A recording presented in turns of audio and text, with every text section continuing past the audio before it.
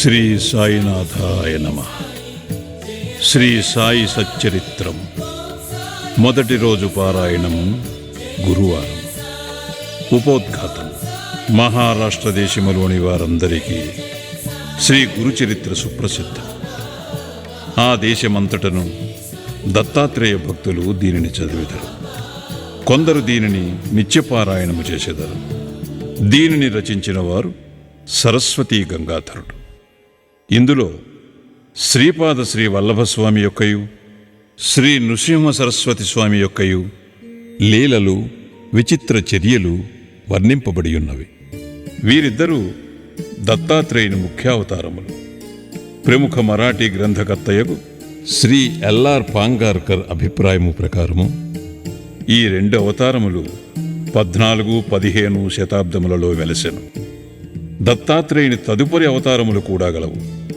ఇందులో ముఖ్యమైనవి నైజాం ఇలాఖాలో శ్రీ మాణిక్య ప్రభువును, షోలాపూర్ జిల్లాలో శ్రీ అక్కల్ కోట్కర్ మహారాజు గారు, తుట్టతుదకు అహ్మద్ నగర్ జిల్లాలోని షిరిడీలో శ్రీ సాయిబాబాయును. బాబా 1918వ సంవత్సరములో మహాసమాధి చెందిరి. శ్రీ అక్కల్ కోట్కర్ మహారాజు అవతార పరంపరయే శ్రీ సాయిబాబాయని కొందరి భక్తుల నమ్మకం. 5వ అధ్యాయములో వేప చెట్టు క్రింద పాదుకులు ప్రతిష్ఠించిన కథయు, 26వ అధ్యాయములో చెప్పబడిన హరిశ్చంద్ర పితళే అనుభవమును ఈ నమ్మకమును దృఢపరుచుచున్నవే. పైన వివరించిన 2 అవతారముల విచిత్ర లీలలను శ్రీ గురుచరిత్రమును గ్రంథమందు 53వ అధ్యాయములలో సరస్వతీ గంగాధరుడు ఎట్లు వర్ణించెనో అటులనే శ్రీ గోవింద రఘునాథ్ ఉరఫ్ అన్నా సాహెబ్ దాబోల్కర్ హెమాట్ పంత్ అనువారు శ్రీ సాయి లీలలను 53వ అధ్యాయములలో శ్రీ సాయి సచ్చరిత్రమును గ్రంథమున వర్ణించియున్నారు. కనుక ఈ శ్రీ సాయి సచ్చరిత్రము ఈనాటి గురుచరిత్రయని చెప్పవచ్చును.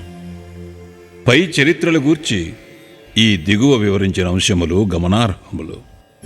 1. శ్రీ గురుచరిత్రను రాసిన వారు కన్నడము వారు కాబట్టి వారికి మరాఠీ భాష బాగుగా తెలియకుండెను. అయినప్పటికీ వారి ఇష్టదైవము యొక్క ఆశీర్వాదము వల్ల మరాఠీ భాషలో ప్రసిద్ధికెక్కిన గొప్ప గ్రంథమును వారు వ్రాయగలిగిరి. శ్రీ సాయి సచ్చరిత్రము యొక్క గ్రంథకర్త సుప్రసిద్ధ మరాఠీవారు. వారు మహారాష్ట్ర దేశములోని అనేక యోగుల చరిత్రలను చదివి ఉన్నారు. ప్రసిద్ధి చెందిన ఏకనాథ భాగవతము వారి నిత్య పారాయణ గ్రంథము. శ్రీ సాయి సచ్చరిత్రమును జాగ్రత్తగా చదివినచో ఏకనాథ భాగవతములోని పెక్కు విషయములు శ్రీ సాయి సచ్చరిత్రములో పొందపరచబడియుండుట చూడగలరు. శ్రీ గురుచరిత్ర ముఖ్యముగా కర్మకాండపై ఆధారపడి ఉండుటచే దానిని బోధపరుచుకొనుట బహు కష్టము. దానిని ఆచరణలో పెట్టుట మరింత కష్టము. దత్తాత్రేయుని ముఖ్య శిష్యులు కూడా దానిని ఆచరణలో పెట్టలేకున్నారు. శ్రీ సాయి సచ్చరిత్ర విషయము అట్టిది కాదు. అందులోని విషయములు తేట తెల్లములు, మిక్కిలి సామాన్యమైనవి. ఇందులో చెప్పిన వారిని అందరూ సులభముగా గ్రహించి ఆచరణలో పెట్టగలరు. శ్రీ గురుచరిత్రలో వర్ణించిన విషయములు అవి జరిగిపోయిన 100 ఏండ్లకు వ్రాయబడెను. కాని శ్రీ సాయి సచ్చరిత్రములోని కొన్ని లీలలను రచయిత స్వయముగా చూచెను. శ్రీ సాయిబాబా యొక్క అనుమతి పొంది వారి ఆశీర్వాదముతో ఈ గ్రంథమును ప్రారంభించెను. వారి ఆజ్ఞానుసారము అక్కడక్కడ ముఖ్యమైన విషయములు, లీలలు టూకీగా వ్రాసి ఉంచుకొనెను. 1918వ సంవత్సరములో సాయిబాబా సమాధి చెందిన తరువాత శ్రీ సాయిలీల మాసపత్రికలో శ్రీ సాయి చరిత్రమును కొంచెముగా ప్రకటించెను.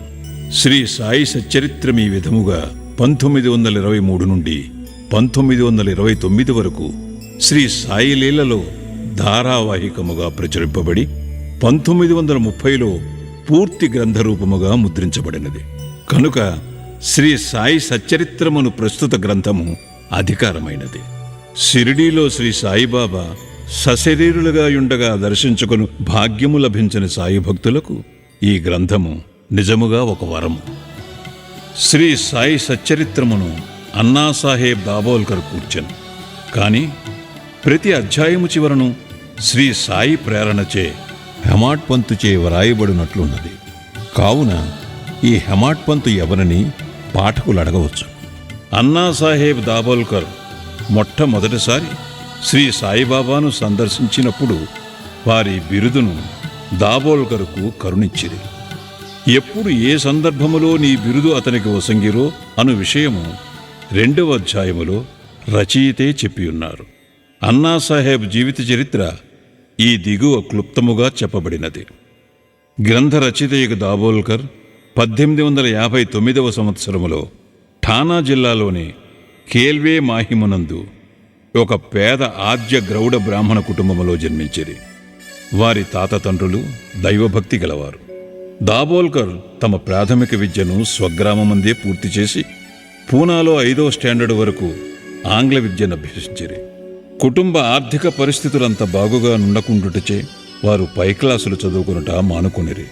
అప్పట్లోనున్న సర్కారు నౌకరీ పరీక్షలో ఉత్తీర్ణులై తన ఊరిలోనే బడిపంతుల ఉద్యోగంలో ప్రవేశించిరి. ఆ సమయమందు కులాబా జిల్లాలో మామల్తదారుగానున్న సాబాజీ చింతామణి చిట్నీస్ వారు వీరి సచ్చీలతను, బుద్ధి కుశలతను, సేవానిరతిని చూచి మెచ్చుకొని తలాఠియన్ గ్రామోద్యోగిగా నియమించిరి. తరువాత ఇంగ్లీషు గుమస్తాగా వేసిరి. పిమ్మట మామల్తదార్ కచీరీలో హెడ్ గుమస్తాగా నియమించిరి. కొంతకాలము జరిగిన పిమ్మట అటవీ శాఖలో ఉద్యోగిగా నుంచిరి.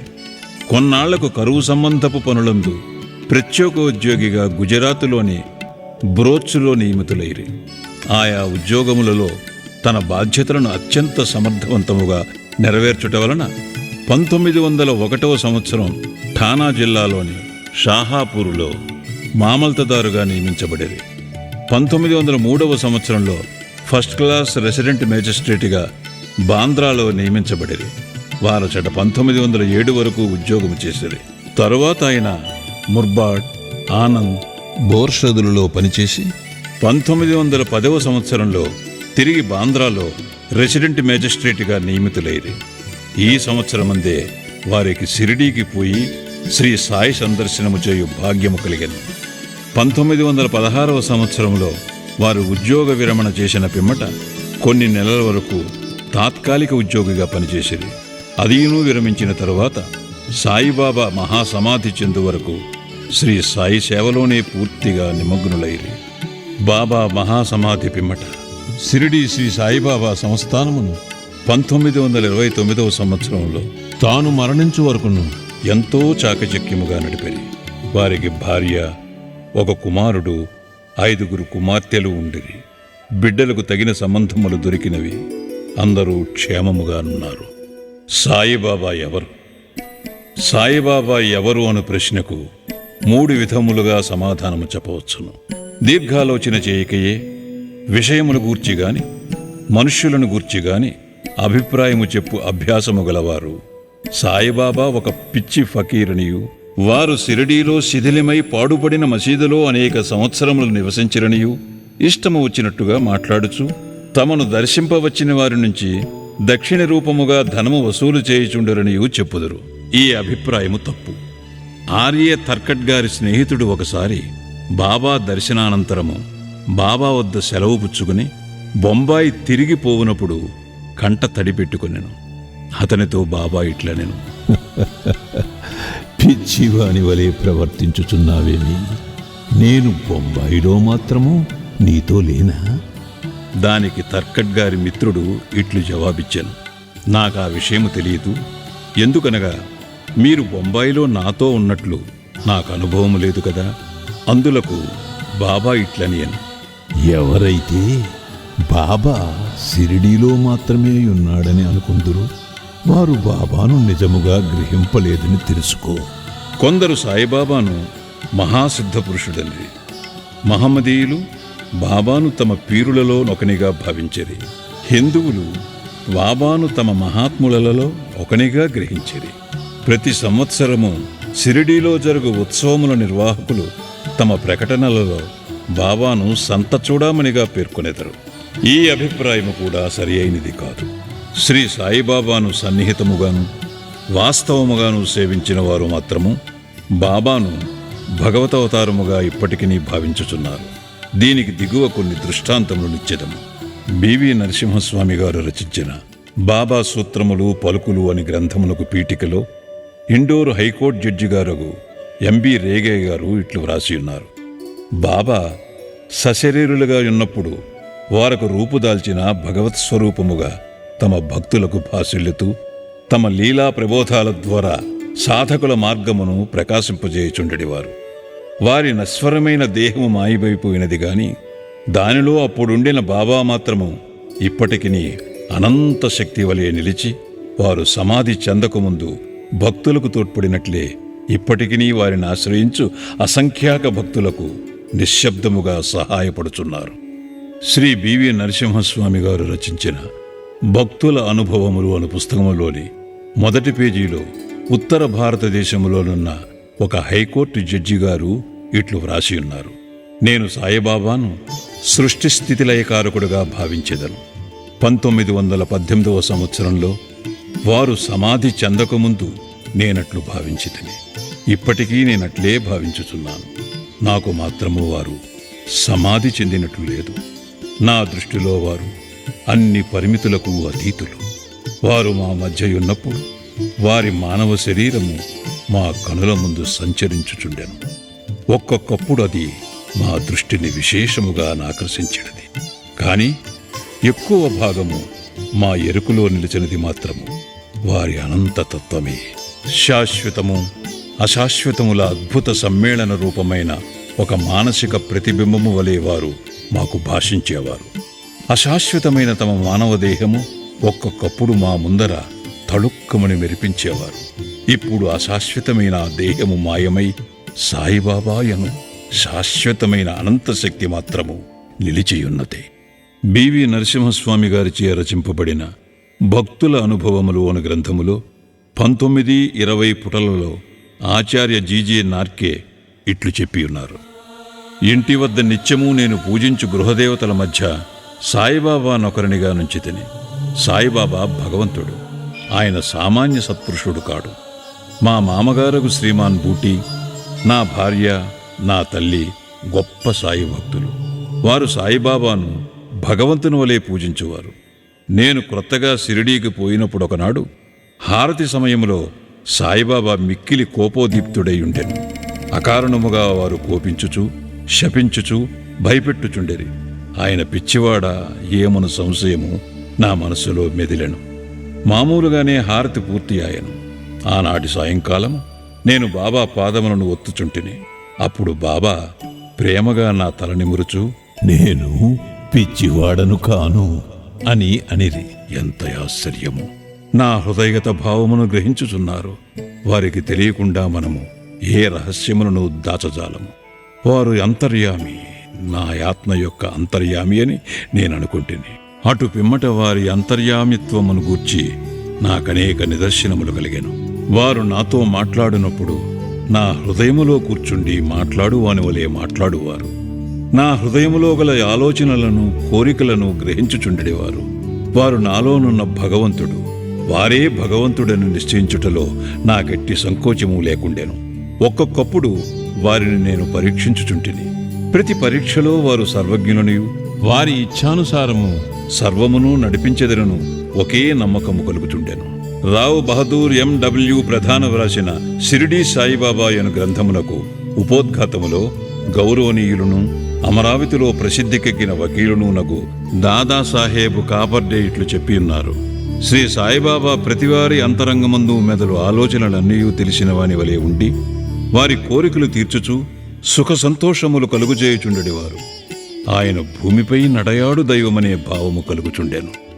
దాసగను మహారాజు తమ స్థవనమంజరియను స్తోత్రమునందు సాయిబాబాను జగత్తు యొక్క సృష్టికర్తగాను, నిర్మలమైన అంతరాత్మగాను, నిత్య శాంతమూర్తిగాను వర్ణించియున్నారు. హెమాడ్ పంతు శ్రీ సాయి సచ్చరిత్రము యొక్క మొదటి అధ్యాయములో సాయిబాబాను గోధుమలు విసురుచుండిన యొక్క వింత యోగిగా వర్ణించాను. కానీ రాను రాను బాబాతో సంబంధము పెరిగిన కొలది బాబాను భగవంతుడనియు సాక్షాత్ పరబ్రహ్మ స్వరూపుడనియు చెప్పియున్నారు.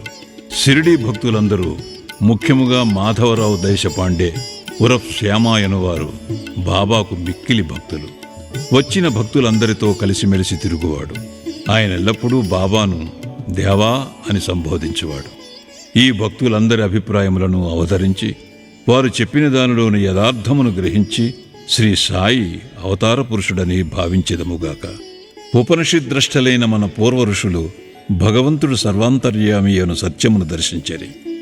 బృహదారణ్యక చాందోగ్య ఘట శ్వేతాశ్వతర ఉపనిషత్తులు జీవకోటితో సహ సర్వవస్తు సముదాయమైన ప్రకృతి ఎంతయు భగవంతుని రచనయనియు అది ఎంతయు అంతర్యామిచే అనగా సర్వమును సృష్టించి పాలించడి భగవంతునిచే వ్యాపింపబడి ఉన్నదనియు వక్కాణించుచున్నవి.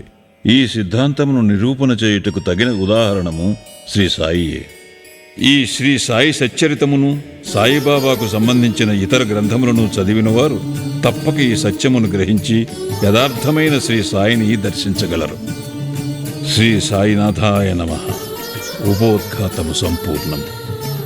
సద్గురు శ్రీ సాయినాథార్పణమస్తు. శుభం భవతు.